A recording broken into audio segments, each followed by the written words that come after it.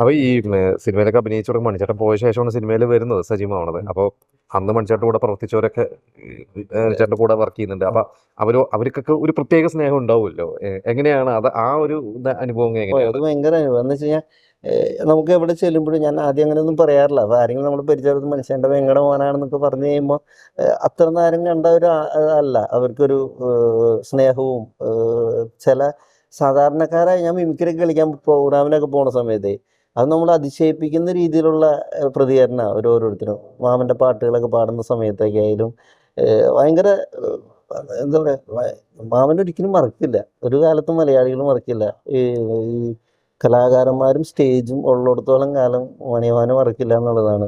ഓർമ്മയിൽ നിൽക്കുന്ന ഞങ്ങൾ കുറേ ക്യാരക്ടേഴ്സ് ഉണ്ട്. അത് മലയാളം മാത്രമല്ല എല്ലാ ഭാഷയിലും അദ്ദേഹം ചെയ്തിട്ടുണ്ട്. ഇപ്പൊ ജെമിനിയൊക്കെ നമുക്ക് ഒരിക്കലും മറക്കാൻ പറ്റില്ല. ജെമിനിയിലേക്ക് ഞെട്ടിച്ചിട്ടുണ്ട്. അപ്പൊ ഞാൻ പറഞ്ഞ അങ്ങനെ ഓർമ്മയിൽ നിൽക്കുന്ന അല്ലെങ്കിൽ കൂടുതൽ കണ്ടിട്ടുള്ള സിനിമകൾ അല്ലെങ്കിൽ കൂടുതൽ കണ്ടിട്ടുള്ള കഥാപാത്രങ്ങൾ, അതായത് ആ കഥാപാത്രം കാണാൻ വേണ്ടിയ സിനിമ വീണ്ടും വീണ്ടും കാണും. അങ്ങനെ ഒരു 1-2 കഥാപാത്രങ്ങൾ പറഞ്ഞാൽ ഏതായിരിക്കും? മണിമാൻ്റെ അതെ അതെ. എനിക്ക് ഒരുപാട് പടങ്ങളുണ്ട്. അതിലെനിക്ക് എസ്പെഷ്യലി തോന്നിയ പടമാണ് 1000-ൽ-1 എന്ന് പറഞ്ഞ പടത്തിൽ ഒരു അത് കുറച്ച് വൈകി ഇറങ്ങിയ സിനിമയായിരുന്നു. അത് ഞാനന്ന് തിരുവനന്തപുരത്ത് പഠിക്കുന്ന സമയത്ത് 2004 ഞാൻ തിരുവനന്തപുരത്ത് നിന്ന് IT അവിടെ പഠിക്കുന്ന സമയത്ത് മണിമാൻ്റെ ഷൂട്ട് അവിടെ ഉണ്ടായിരുന്നു. അങ്ങനെ ഞാൻ സിബി സാർ ഡയറക്ടർ ഞാനന്ന് അവിടെ പോയിട്ടുണ്ടായിരുന്നു. ആ ലൊക്കേഷനിൽ ആ പാട്ട് സീൻ കുതിരമാളികയിൽ പാട്ട് സീൻ്റെ സമയത്ത് പോയിട്ടുണ്ടായിരുന്നു. പിന്നെ അതിനുശേഷം ആ സിനിമ റിലീസായത് 2009 റിലീസായത്. ആ സിനിമ കണ്ടിട്ട് ഞാൻ ഭയങ്കരമായിട്ട് കരഞ്ഞ അത്ര നല്ല സിനിമയാണ്. നല്ല രസമായിട്ട് ഡയറക്ടർ മാമ നല്ല രീതിയിൽ അഭിനയിച്ചിട്ടുണ്ട്. ആ പടം കണ്ടു കഴിഞ്ഞിട്ട് ഞാൻ സുരഭിയിൽ പടം കഴിഞ്ഞിട്ട് ഇൻ്റർവെല്ലിന് മണിമാനെ വിളിക്കുന്നത്. മണിമാ ഞാൻ പടം കണ്ടുകൊണ്ടിരിക്കുക എന്ന് പറയണേ. ഇൻ്റർവെല്ലിൽ ഒരു എത്തി എന്ന് പറയണത്. ആ ശരി, ഇൻ്റർവെല്ലിൽ കഴിഞ്ഞിട്ട് അടിപൊളി സീനുകളൊക്കെ ഉണ്ട്, നീ അത് കാണണം എന്ന് പറയാം. അല്ല എന്നിട്ട് നീ വന്ന് പറയണേ. ഞാൻ ആ പടം കണ്ട് ഇറങ്ങിയിട്ട് വണ്ടി എടുത്ത് എനിക്ക് എങ്ങനെ മാമൻ്റെ അടുത്ത് എത്തിയാൽ മതി എന്നുള്ളതാണ്. ഞാനവിടെ ചെന്ന് അപ്പോൾ പാടിയിൽ കുറേ ആൾക്കാരുണ്ട്. ഞാൻ വണ്ടി വെച്ചിട്ട് ഓടി അങ്ങോട്ട് ചെന്നു. അവനെ ചെന്ന് അങ്ങോട്ട് കെട്ടി അങ്ങോട്ട് പിടിച്ച് കരഞ്ഞു ഞാൻ. എന്നിട്ട് പറഞ്ഞു, മാമ ഈ പടം ഇത്ര കാലമായിട്ട് റിലീസാവാതിരുന്നത് എന്തൊരു നല്ല പടമായിരുന്നു മാമ എന്നൊക്കെ പറഞ്ഞത് ഭയങ്കരമായിട്ട്. അല്ല ആ സമയത്ത് അങ്ങനെയാണ് ഇങ്ങനെയാണെന്നൊക്കെ പറഞ്ഞ് എനിക്ക് ആ ഒരു ഓർമ്മ പുള്ളിയും കരഞ്ഞോട്ടെ കേട്ടു. ഞാൻ പറഞ്ഞു അത് ഭയങ്കര മിതത്വമായ ചില ഇതിൽ ചിലപ്പോൾ ഓവർ ആക്ടിങ് എന്നൊക്കെ ചില ആൾക്കാർ പറയാറുണ്ട്. എനിക്കങ്ങനെ തോന്നിയിട്ടില്ല പല ആൾക്കാർ. പക്ഷെ ഇതിൽ ഭയങ്കര സൈലൻ്റ് ആയിട്ട് മണിയോ ആക്ട് ചെയ്താണ്. ആ പടം ഇപ്പോഴും TV-യിൽ വരുന്ന സമയത്ത് ഭയങ്കര ഇതാണ്. അങ്ങനെ നോക്കുന്ന എല്ലാ പടം ഇപ്പോൾ വാസന്തി ലക്ഷ്മി ആയാലും ഞാനൊക്കെ വാസന്തി ലക്ഷ്മി കാണാൻ പോയൊരു ഇതൊക്കെ ഞാനിപ്പോൾ ഓർക്കുക. അന്ന് ചാലക്കുടിയിൽ ആ പടം റിലീസില്ല. വളരെ സൈലന്റ് ആയിട്ട് വന്ന ഒരു സിനിമ, കൊച്ചു സിനിമയായിട്ട് വന്നത്. ആ സിനിമ റിലീസ് ചെയ്ത് തൃശ്ശൂരായിരുന്നു, കൈരളി പടം ഉണ്ടായിരുന്നു.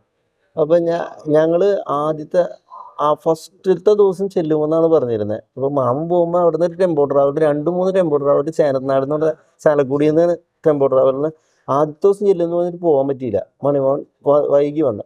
അപ്പോൾ രണ്ടാമത്തെ ദിവസം ഞങ്ങൾ എല്ലാവരും കൂടി സിനിമയ്ക്ക് പോയി. അവിടെ ചെന്നിട്ട് ടിക്കറ്റ് ഇല്ല. ടിക്കറ്റ് ഉണ്ടാവുന്ന അടിച്ചിട്ട് ചെന്ന് പുള്ളി വിളിച്ച് തലേ ദിവസം വിളിച്ച് പറഞ്ഞാൽ പിറ്റേ ദിവസം പുള്ളി മറന്നുപോയി. അവിടെ ചെന്നപ്പോൾ ആർക്കും ടിക്കറ്റ് ഇല്ല. ഈ പറഞ്ഞ 10-40 പേരുണ്ട് ഈ വണ്ടിയിൽ. അപ്പോൾ പറഞ്ഞു, മണിച്ചേട്ടാ ഇന്ന് കാണാൻ പറ്റില്ല, കഴിഞ്ഞ ടിക്കറ്റ് ഇല്ല. ചേട്ടനും വൈഫിനാണെങ്കിൽ 2 ടിക്കറ്റ് നമുക്ക് എങ്ങനെയെങ്കിലും ഒപ്പിച്ചേരാം, കസേര ഇട്ടൊന്ന് അഡ്ജസ്റ്റ് ചെയ്യാൻ പറയാം. മണിമ പറഞ്ഞു അത് വേണ്ട, ഞങ്ങൾ പിറ്റേ ദിവസം വന്നോളാം എന്ന് പറയാം. പിറ്റേ ദിവസം ഇതേമാതിരി തന്നെ രാത്രി പോയി. അത് കണ്ടു കഴിഞ്ഞിട്ട് ഇത്ര നാൾ കണ്ട മണിമോനല്ല വാസന്തിയിൽ. ഞാൻ അതിൻ്റെ ലൊക്കേഷനിലൊന്നും നമ്മൾ പോയിട്ടുണ്ടായിരുന്നില്ല. ആ സിനിമ കണ്ടിറങ്ങി കഴിഞ്ഞപ്പോൾ ആൾക്കാരുടെ റെസ്പോൺസൊക്കെ ഉണ്ടായിരുന്നു. അതൊക്കെ നമ്മൾ മാമൻ്റെ അടുത്തിരുന്ന് നമ്മൾ കണ്ട പടമാണ്. അത്രയും കാലത്തൊരു മാമനല്ലായിരുന്നു അത്.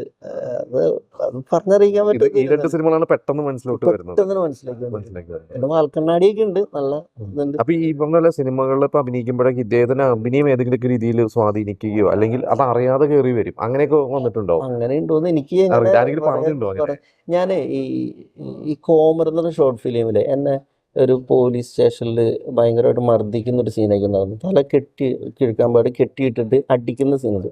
ആ സീനൊക്കെ ഞാനിങ്ങനെ അടിക്കില്ല എന്ന് പറഞ്ഞു, സാറേ ഞാനൊന്നും ചെയ്തല്ല സാറേ എന്നൊക്കെ പറയുന്ന സമയത്ത് അപ്പോൾ അത് എൻ്റെ അടുത്ത് പറഞ്ഞത് മാമൻ്റെ വോയിസ് എവിടെ കയറി വന്നിട്ടുണ്ടെന്ന് പറഞ്ഞു. ഞാൻ അടിക്കില്ല സാറേ ഞാനൊന്നും ചെയ്തല്ല സാറേ എന്നോട് കരഞ്ഞിട്ട് പറയുന്നൊരു സീനായിരുന്നു. അതിൽ കയറി വന്നിട്ടുണ്ടെന്ന് പറഞ്ഞിട്ടുണ്ടായിരുന്നു. പിന്നെ നമ്മളൊക്കെ തുടക്കക്കാരനാണ്. ഏത്